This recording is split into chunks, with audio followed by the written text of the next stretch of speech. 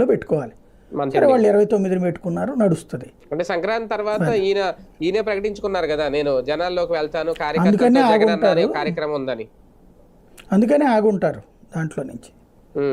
Maybe 4 ఏళ్ల పాటు ప్రభుత్వం అప్రమత్తంగా ఉండేలాగా ఒక అలర్ట్ అవుతాయా రేపు పొద్దున్న ఉద్యమాలు, వీళ్ళు ధర్నాలు చేసిన లేదంటే దానికి అసలు దీనికి సంబంధమే లేదు.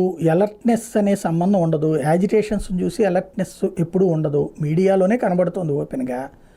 ఇవాళ సమస్యల్లో ఏంటంటే ప్రభుత్వం తను తీసుకున్న నిర్ణయం వెనక్కి తీసుకోవాలి అంటే వాళ్ళు లెక్కలు ఒకటే చూసుకున్నారు. ఇప్పుడు నిన్ననే ఈనాడు రాసుకొచ్చింది, మొన్ననో రాసుకొచ్చింది, 1,00,000 కోట్ల రూపాయలు లోటు వచ్చింది. ఇప్పుడు క్రిందటి ఏడాది 1,75,000 కోట్ల ఆదాయం వచ్చింది. 2,00,000 కోట్లు అనుకుంటే 2,76,000 కోట్లు వచ్చింది జగన్ ఉన్నప్పుడు. ఇప్పటికి 1,00,000 కోట్లే వచ్చిందట డిసెంబర్కి. ఇంకొక 3 నెలలకు కలిపితే కూడా ఉండేది ఏంది ఆర్థిక సంవత్సరం అంటే ఇంకొక 3 నెలలు.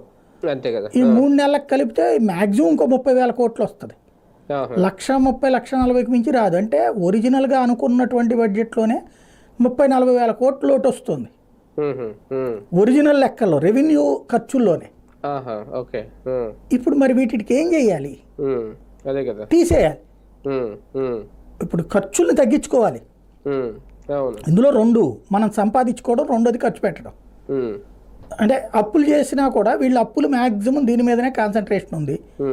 ఏది మన రాజధాని రోడ్లు ఇట్లాంటి వాటి మీదనే కాన్సన్ట్రేషన్ ఉంది. అప్పులేమి సంక్షేమ పథకాలకు ఇవ్వట్లేదు కదా.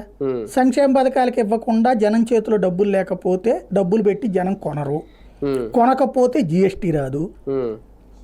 వీళ్ళు కొంటే వ్యాపారస్తుడు అమ్ముడు పోద్ది కాబట్టి వ్యాపారస్తుడు ఒక జిఎస్టీ కడతాడు, వీడు ఒక జిఎస్టీ కడతాడు. మళ్ళీ వ్యాపారస్తుడు పైనోడి దగ్గర కొంటాడు కాబట్టి వాడు జిఎస్టీ కడతాడు. ఈ మొత్తం జిఎస్టీలో ఊరికినే మనకి దిక్కుమాల ప్రచారాలు చేస్తారు కానీ ఒరిజినల్గా 70% ఇన్కమ్ రాష్ట్రాలకే వస్తుంది. ఎందుకంటే